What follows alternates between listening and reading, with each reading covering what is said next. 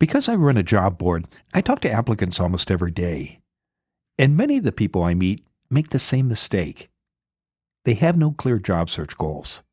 So they apply everywhere, every day, all day long. You might think it's smart to send lots of applications. After all, it's a numbers game, right? It's not. The more you narrow your search, the easier everything gets, and the happier you'll be in your next job. Stop chasing every lead. Instead, focus on what you really want. Now, figuring out your goals can be hard, but we have a MaxList resource that can help. Finding focus in your job search. Go to maxlist.org/focus. Our free step-by-step MaxList guide will help you create your own job search goals. Get your copy today. Visit maxlist.org/focus. Again, that's maxlist.org/focus.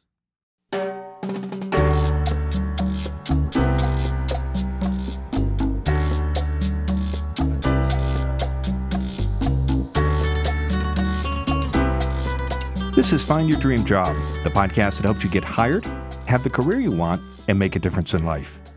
I'm your host, Mac Pritchard. I'm also the founder of MaxList. It's a job board in the Pacific Northwest that helps you find a fulfilling career. Every Wednesday, I talk to a different expert about the tools you need to get the work you want. There are no shortcuts in a job search, but practicing 3 good habits can help you find your next job easier and faster. Casey Hasten is here to talk about how to collapse your timeline to success through networking, coaches, and mentors. She's a director of recruiting and coaching at We Are VIP. Casey also hosts the We Are VIP podcast and serves as CEO of Success North Dallas. She joins us from Dallas, Texas. Well, let's get going, Casey. We're talking today about 3 habits: networking, working with coaches, finding mentors, that you say can collapse your timeline to success. And what do you mean here, Casey, when you're talking about shortening that timeline to success? Well, Mac, and this has come through a lot of trial and error on my part, because I am actually one of those that's in my second career, and I'm in my second career because of those areas that you were just talking about. First of all, just the mentoring and the coaching first, the networking came later. But truly, whenever you're looking for a job, 80% of people find jobs through their network. So it's really important that you are constantly pouring into that network. And then, of course, mentors and coaches along the way. You learn so much from them, and they can help you avoid those stumbles that you might take or make on your own. We're not meant to be isolated and, do things on our own. So it's so valuable to lean on the experience of others, whether it's through mentoring or coaching, which are 2 very different things.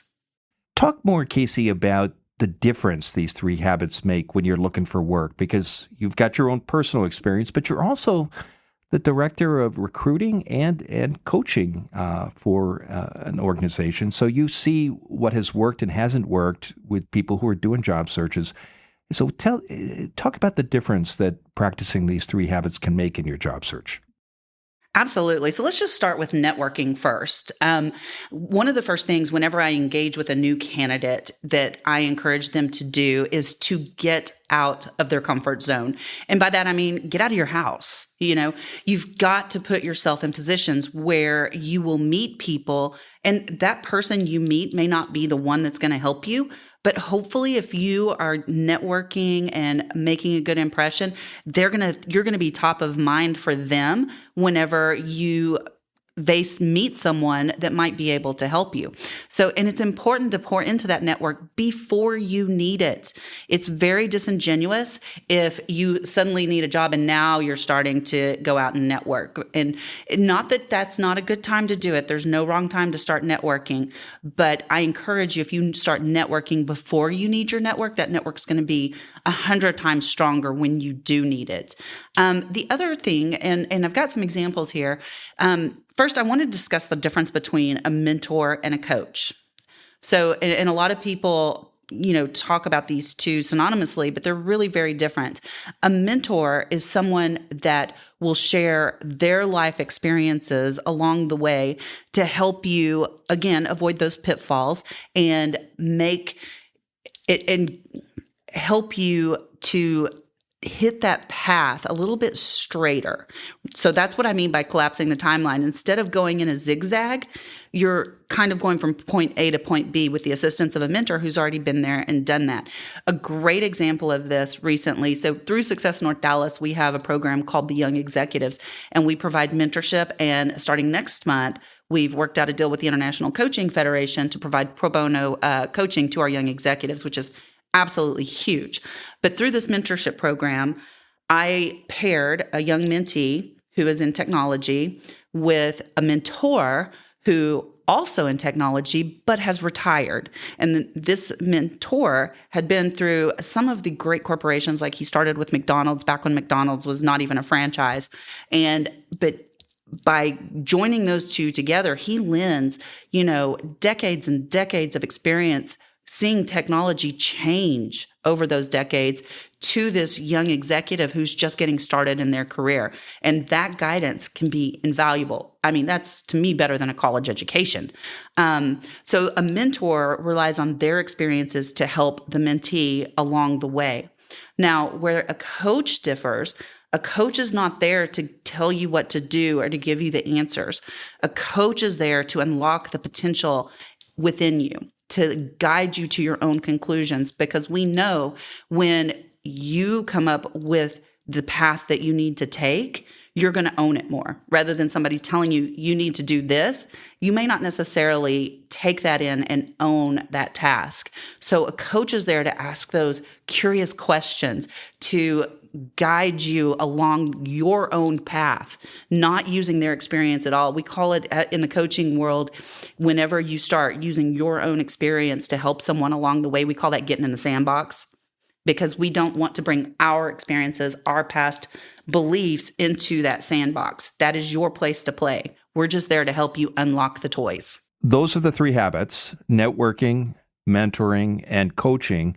And those are the benefits they can offer a job seeker. What stops candidates from practicing these habits, Casey? I think the biggest hurdle for a lot of candidates is they don't know that they're out there. When I first transitioned into my second career, I had no idea the benefits of having a mentor or a coach. And I was like, why would I pay for that? Why would I do that? And as I moved through this professional career and started leaning on those mentors, and they started showing up and leaning on those coaches, that's when my trajectory really started to change. And it's critical that you are always putting yourself in a position to learn in order to increase that career. I'm not saying you can't get there without these habits, without these tasks. I'm just saying you're going to get there faster if you invest in yourself and use these resources. What objections do you hear from candidates who may be aware of these three habits, or one of the three, or two of the three?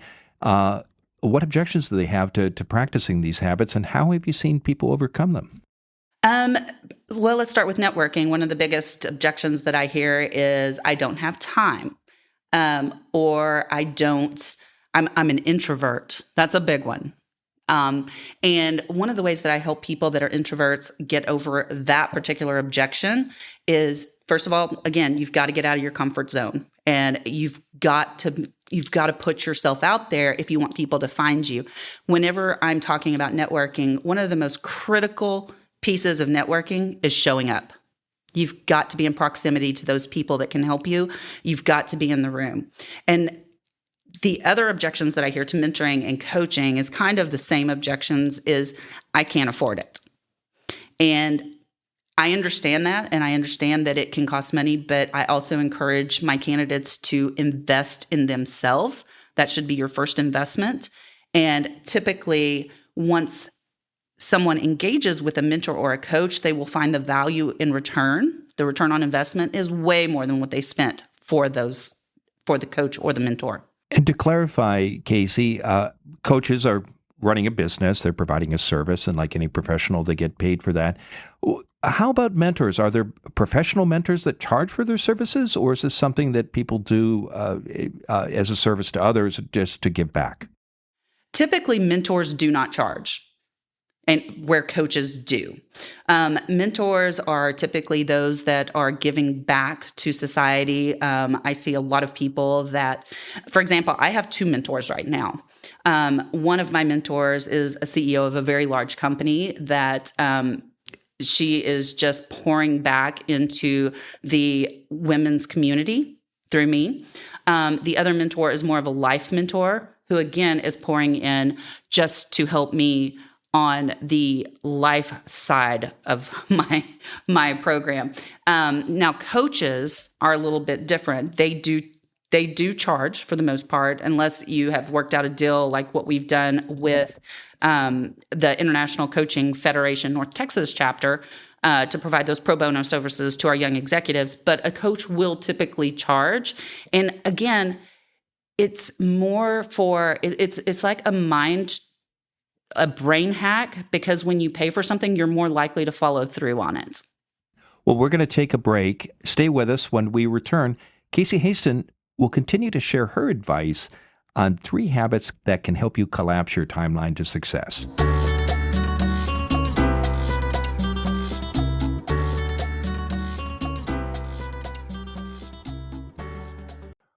What if in 2024, you got a little bit better every day? When you're learning a new language with Babbel, that's exactly what you're doing.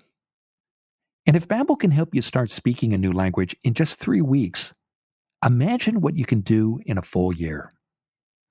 I'm taking a vacation in Germany this year with my wife, Chris, and by using Babbel every day, I'm learning the German I need to order food, shop in stores, and find the places I want to see. You can do this too. Stop buying phrase books and using translation apps. Instead, sign up for Babbel today. Here's a special, limited time deal for our listeners. Right now, get up to 60% off your Babbel subscription, but only our listeners at babbel.com/dreamjob. Rules and restrictions may apply. In our online world, much of your personal information ends up in commercial databases, and businesses anywhere can buy it. This can expose you to a wide range of dangers, from scams and identity theft to online harassment and stalking. Here at MaxList, I hear regularly from readers who receive surprise job offers via text or email that sound too good to be true, and always are. Some of the people behind these job search scams get your phone number or your email address from data brokers who publish information about you without your knowledge. The good news is that you have the right to protect your privacy and ask these data brokers to delete your information. Take back control of your personal data today. Incogni can help you reduce spam and prevent identity theft. Incogni reaches out to data brokers for you, requests removal of your personal data, and deals with any objections. Use promo code DREAMJOB to get an exclusive 60% off Incogni's annual subscription plan. Go to incogni.com/dreamjob.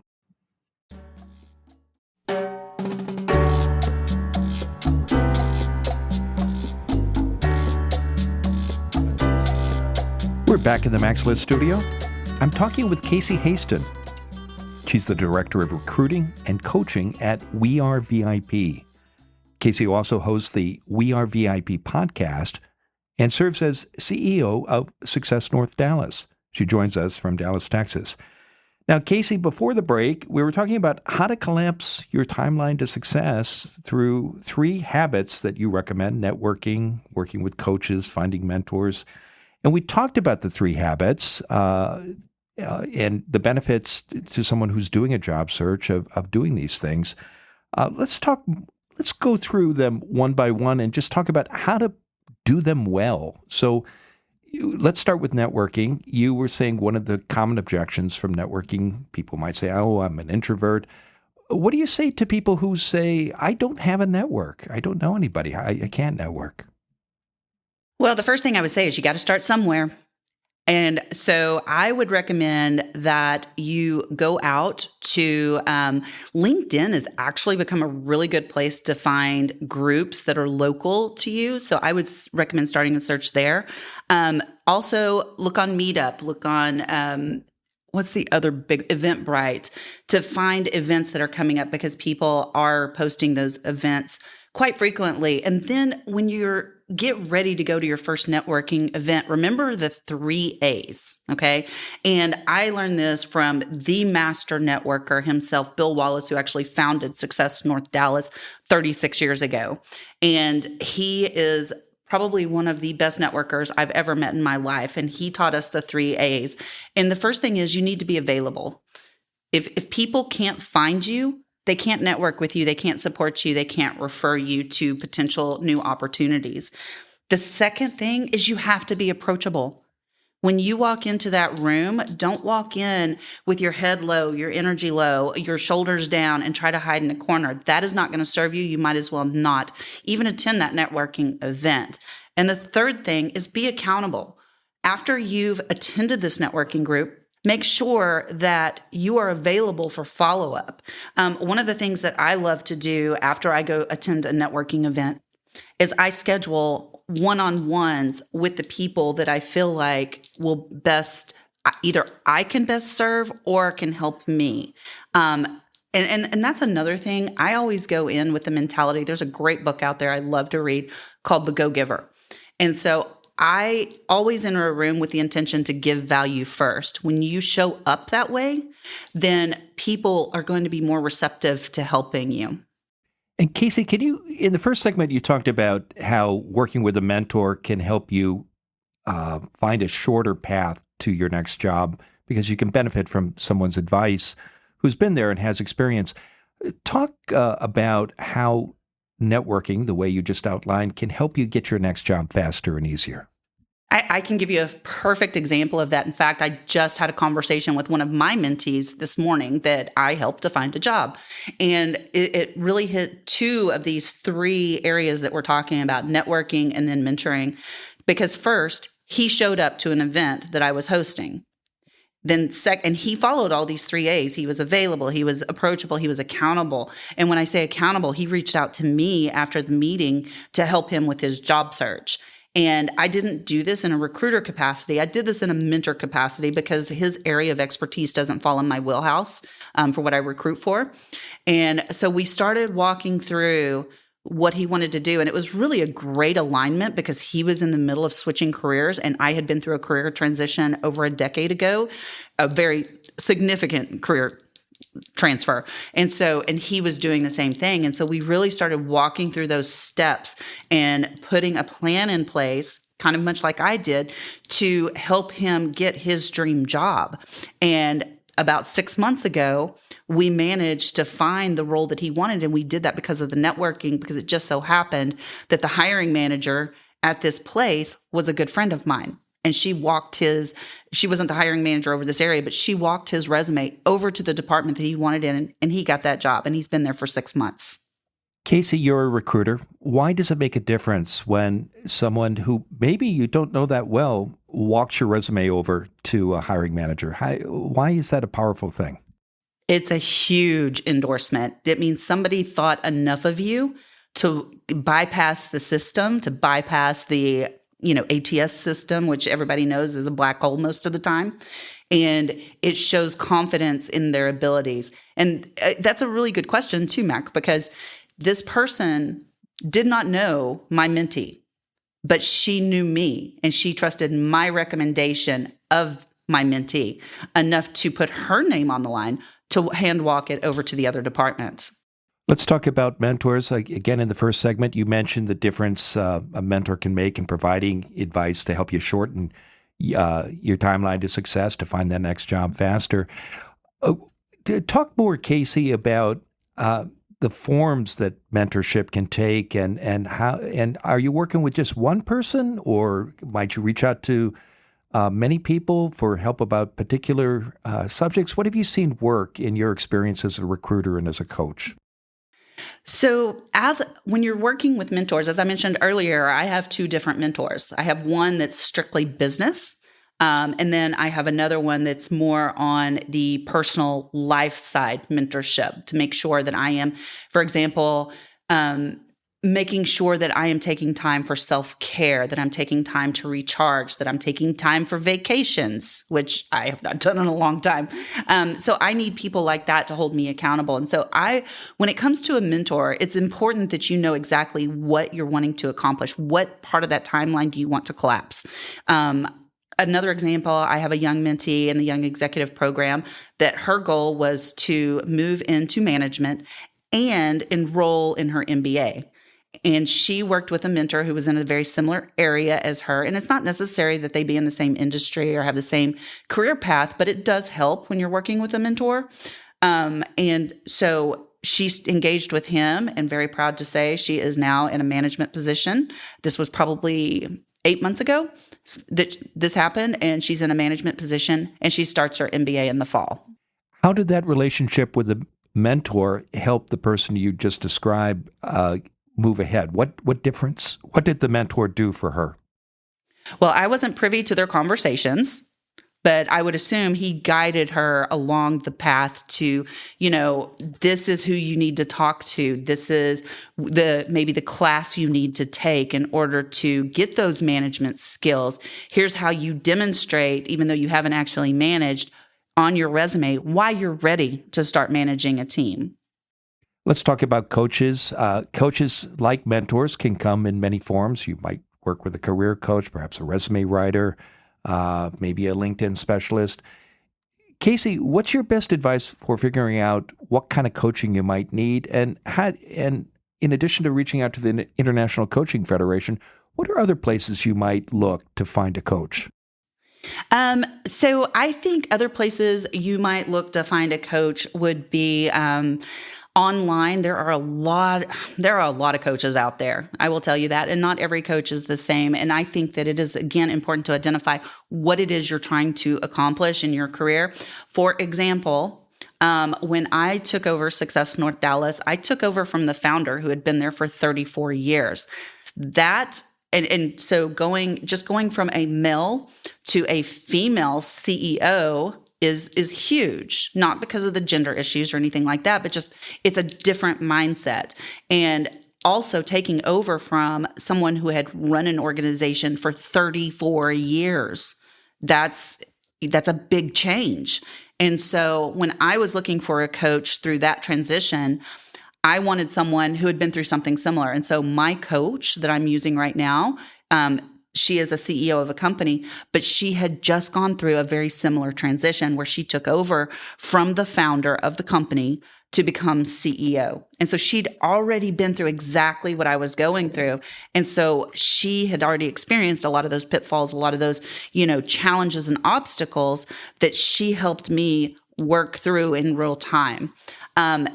Now, when you're looking for a coach, of course, I do recommend going to the International Coaching Federation first, because they are the accrediting body of all the coaching schools. And you want to make sure, depending on what you're looking for, I would recommend, if you've never worked with a coach before, that you do look for one that is certified through an ICF program, just to be on the safe side. I'm not saying there aren't coaches out there that aren't certified, that aren't fabulous. One of my original coaches was not certified, and she is amazing. But I think it's important to definitely, when you don't know what you're looking for, look for that certification, because that's your guarantee, just like a CPA when you're doing your books and your accounting. Well, it's been a terrific conversation, Casey. Now, tell us, what's next for you? Well, what's next for me?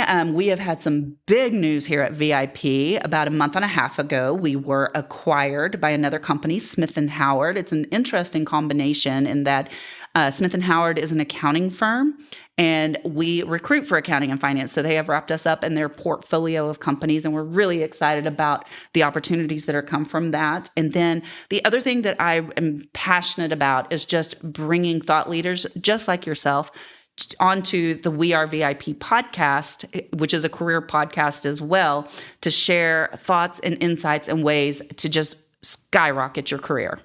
Well, you host a great show, and I do hope listeners will check it out soon. And I know that listeners can learn more about you and your work, Casey, by visiting your website, and that URL is caseyhasten.com. maxlist.com. We'll be sure to include it in the show notes as well. And I know you also invite listeners to connect with you on LinkedIn. And when they do reach out to you, I hope they will mention they heard you on Find Your Dream Job. Now, Casey, given all the great advice you've shared today, what's the one thing you want a listener to remember about how to collapse your timeline to success through networking, coaches, and mentors? I think one of the most important pieces of advice that I received from one of my coaches that I met through networking was, actually, it wasn't my coach, it was my mentor. And this is so important to collapsing the timeline to success, because when you really embrace this piece of advice, it changes everything. It's none of my business what other people think of me.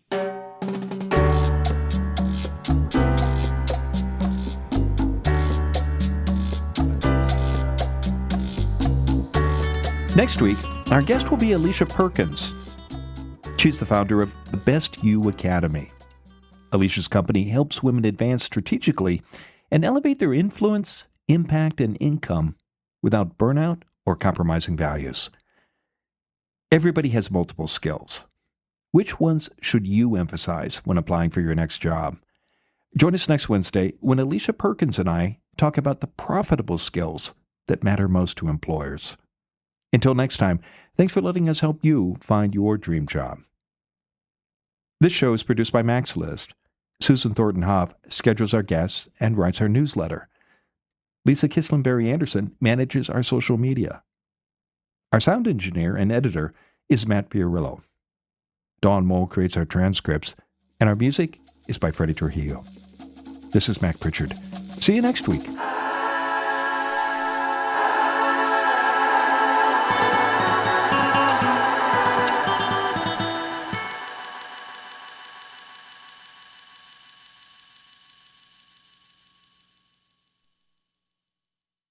Have you ever been asked this in a job interview? Tell me about a time when you didn't agree with your boss.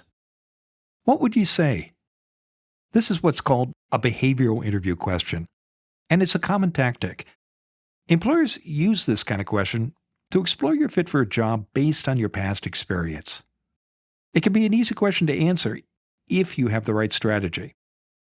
I show you how to answer these gotcha questions in our free MaxList guide, 100 Behavioral Interview Questions You Need to Know. To get your copy, visit maxlist.org/questions. You'll also learn 4 simple steps for answering any behavioral interview question.